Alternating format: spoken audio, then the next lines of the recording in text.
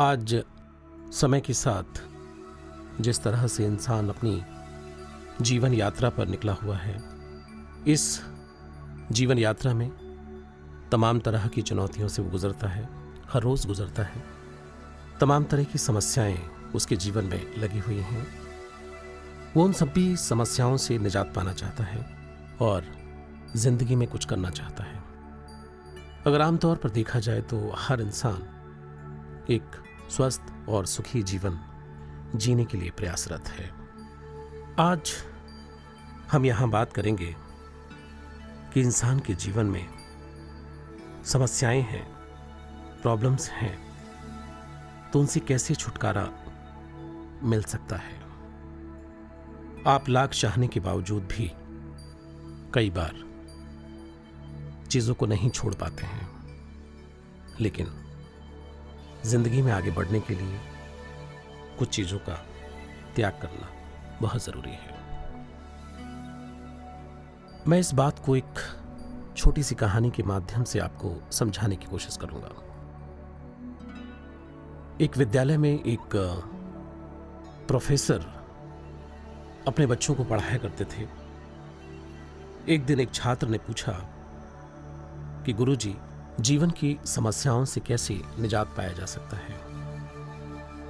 तो प्रोफेसर एक पानी का भरा हुआ गिलास लेकर के आए और उन्होंने उस पानी के भरे हुए गिलास को उन छात्रों के सामने दिखाया। पानी का गिलास भरा हुआ था। तो प्रोफेसर ने उससे पूछा कि बताइए, इसका कितना वजन होगा। जितने भी वहां पे छात्र बैठे हुए थे, सबने अटकलें लगानी शुरू की। किसी ने कहा 50 ग्राम, किसी ने कहा 100 ग्राम, किसी ने कहा नहीं 200 ग्राम हो सकता है, किसी ने कहा नहीं आधा किलो हो सकता है। प्रोफेसर ने कहा कि ठीक है, आप सभी का जो भी आंसर है वो तो तभी पता चलेगा कि जब इसकी वास्तविक मापतौल हो, जब इसका वजन किया जाए। और प्रोफेसर उस चर्चा को आगे बढ़ाते रहे और उस चर्चा में 5 मिनट का समय गुजर गया, लेकिन प्रोफेसर ने पानी का गिलास उसी तरीके से पकड़ा हुआ था। प्रोफेसर ने कहा कि अब कोई बता सकता है कि इस पानी के गिलास का वजन कितना है। छात्रों ने कहा कि पानी का गिलास का वजन तो उतना ही है, लेकिन एक परिवर्तन हम देख पा रहे हैं। प्रोफेसर ने पूछा कि क्या चेंज आपको नजर आ रहा है। तो उन्होंने कहा कि सर, आपका हाथ जो है ऐसा लग रहा है कि वो थक गया है। प्रोफेसर ने कहा कि अच्छा ठीक है। फिर इसी तरह की चर्चा को प्रोफेसर ने आगे बढ़ाया। इस बार 10 मिनट का समय हो गया। एक बार फिर सभी स्टूडेंट से प्रोफेसर ने पूछा कि अब इसका वजन कितना है। उन्होंने कहा कि इसका वजन तो जैसा कि आपने कहा कि मापने और तोलने पर ही पता चलेगा, लेकिन ये हम देख पा रहे हैं कि आपका हाथ और ज्यादा थक गया है। प्रोफेसर ने कहा कि ये चीज आप अगर क्लियरली देख पा रहे हैं तो इसके क्या परिणाम हो सकते हैं। उन्होंने कहा कि आपका हाथ दुख सकता है, थक सकता है, जैसा कि हम देख पा रहे हैं।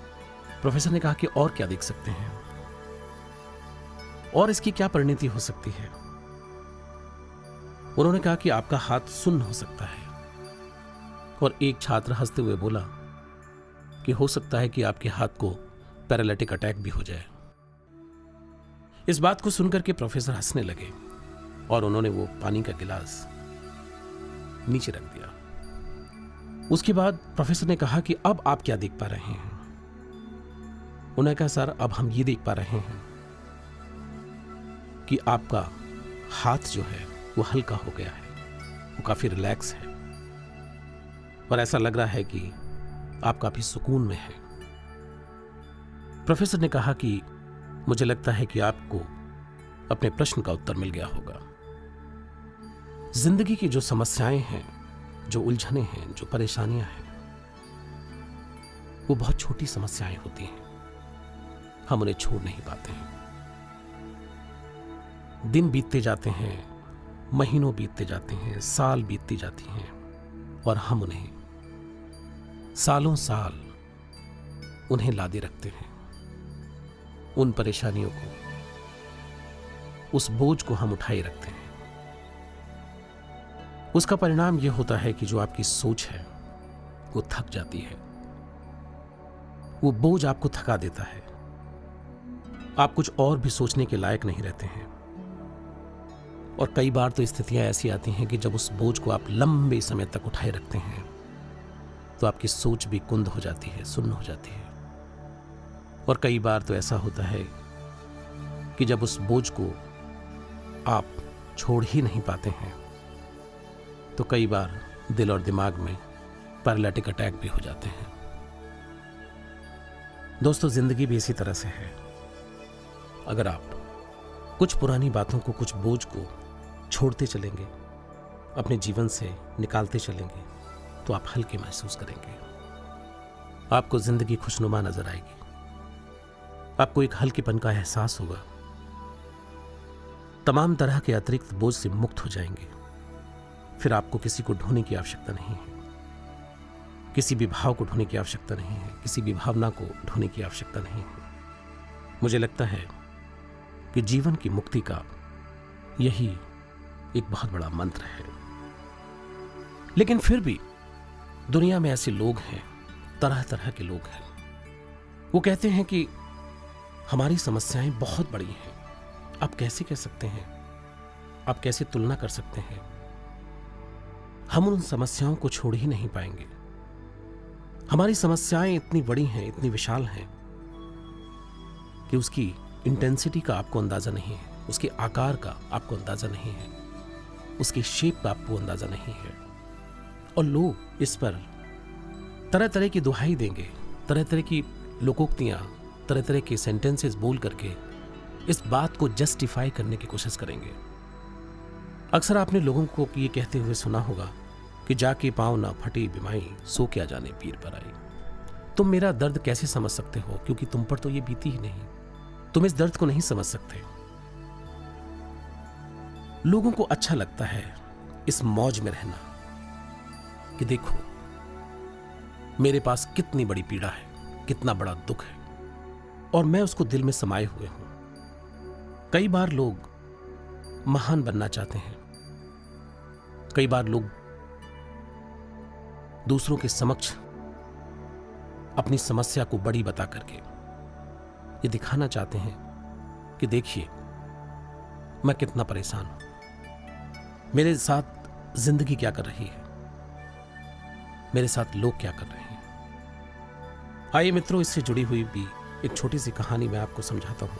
हो सकता है कि इससे आपको कोई सही रास्ता अपने जीवन का नजर आए और इस भारी समस्या का, जिस बोझ को लेकर के आप चल रहे हैं लेकिन मुक्त नहीं हो पा रहे, इसमें कहीं ना कहीं कोई रास्ता, कोई वे आउट निकल करके सामने आए। एक समय की बात है कि एक गांव के अंदर बहुत ही प्रकांड विद्वान पंडित मनीषी रहा करते थे।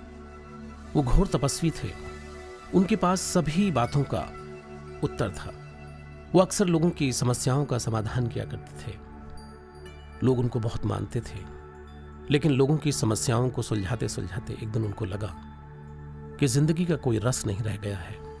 इस नीरस जीवन से ऊबने के बाद में मेरा जीवन खाली खाली सा नजर आता है।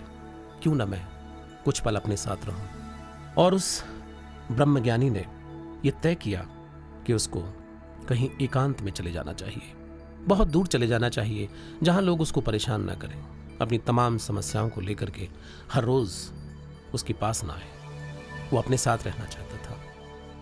लेकिन लोगों का क्या, क्योंकि ईश्वर ने अगर कोई चीज सबसे ज्यादा अजीबोगरीब बनाई है, वो इंसान बनाया है। तो जहां ना पहुंचे रवि वहां पहुंचे कवि।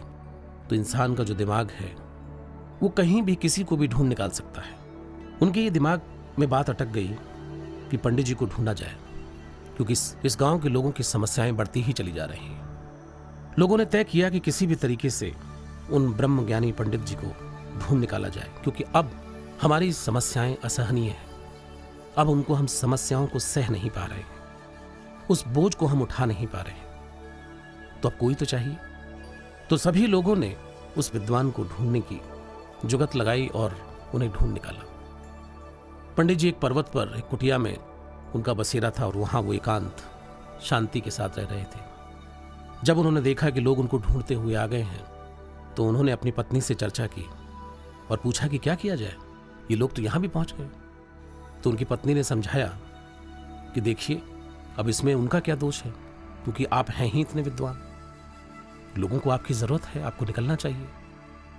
इतना समझाने के बावजूद भी पंडित जी को कुछ बातें समझ में आई और कुछ नहीं आई। उन्होंने ये तय किया कि मैं घर से बाहर नहीं निकलूंगा, और पंडित जी 3 दिन तक घर के बाहर ही नहीं आए। लोगों की भीड़, जो कि लोग उनको ढूंढ चुके थे, लोगों की भीड़ जो जमा होनी शुरू हुई, तो एक समय ऐसा भी आया कि पंडित जी जहां पे रह रहे थे वहां पर लोग समाने बंद हो गए। अब तो पंडित जी को लगा कि अब तो बाहर आना ही होगा, और वो अंततः बाहर निकले और उन्होंने कहा कि ठीक है, आज मैं सभी प्रश्नों के उत्तर दूंगा, जो भी आपके प्रश्न हैं, लेकिन एक शर्त पर कि आपके पास जो समय है वो सूर्यास्त तक का समय है। सूर्यास्त के बाद में मैं किसी के भी प्रश्न का उत्तर नहीं दूंगा। अब इतनी भारी भीड़ और सबके पास बहुत सारे सवाल, बहुत सारी पीड़ाएं, बहुत सारा बोझ, बहुत सारे संकट, दुविधाएं। तो एक ने अपनी बात शुरू की तो दूसरे व्यक्ति ने सोचा कि ये तो बहुत ज्यादा समय ले रहा है, तो उसने अपनी बात बीच में ही शुरू कर दी। तो जब तीसरे ने देखा कि इनकी ऐसी अगर बात चलती रही और प्रश्न इस तरह से चलते रहे तो मेरा तो नंबर ही नहीं आएगा, तो उसने भी अपनी बात शुरू की। मित्रों, कई बार आपने देखा होगा कि टेलीविजन चैनल्स पे जब बहसें होती हैं तो वहां पर एक साथ सभी बोल रहे होते हैं, किसी की बात समझ में नहीं आ रही होती है। उसके लिए एक शब्द है, जैसे मछली बाजार में लोग आवाजें लगाते हैं तो आवाजों का रूप अलग बन करके कुछ ऐसी ही भाषा बन जाती है कि जिसको अगर कुछ नाम दिया जाए तो मछली बाजार ही दिया जाएगा। कुछ ऐसी ही स्थिति पंडित जी के समक्ष उत्पन्न हुई। बड़ी घनघोर समस्या थी, बड़ी विकट समस्या थी। पंडित जी ने कहा कि अब इसके लिए कुछ करना होगा। उन्होंने कहा ठीक है, सभी शांत हो जाइए, मैं एक तरकीब निकालता हूं। पंडित जी ने कहा कि मैं एक बॉक्स मंगवाता हूं और जिसकी जो समस्या है वो लिख करके उस बॉक्स में डाल दें। तो सभी लोगों ने उनकी बात मानी और अपनी समस्याएं लिख करके उस बॉक्स के अंदर डाल दी। जब सभी की समस्याएं उस बॉक्स के अंदर एकत्रित हो गईं, तो पंडित जी ने कहा कि अब सभी लोग अपनी समस्याओं को एक दूसरे से एक्सचेंज कर लें।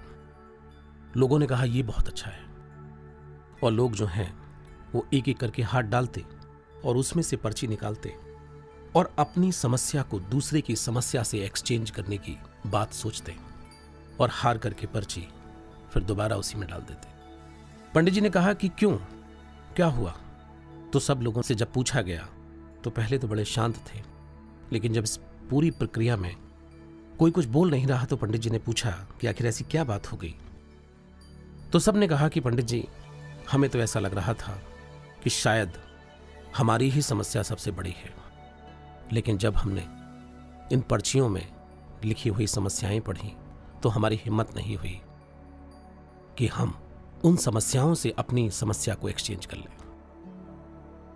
पंडित जी, आप धन्य हैं, अब हमें इस बात का उत्तर मिल चुका है। अब हमारी जिंदगी में जो भी समस्या है वो हमारे लिए ठीक है, हम उसी को सुलझाने की कोशिश करेंगे और हम ये नहीं सोचेंगे कि हमारी समस्या दुनिया से बड़ी है।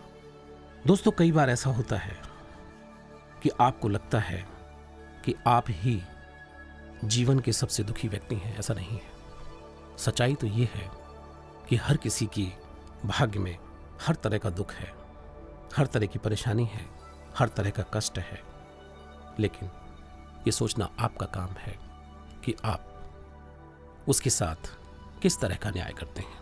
क्या आप उस सत्य के साथ जी पाते हैं या नहीं? क्या आप उस दुख को हल्का कर सकते हैं या नहीं? या फिर दूसरों के दुख और परेशानी से ज्यादा अपने दुख को तवज्जो देते हैं? आज के लिए इतना ही। नमस्कार।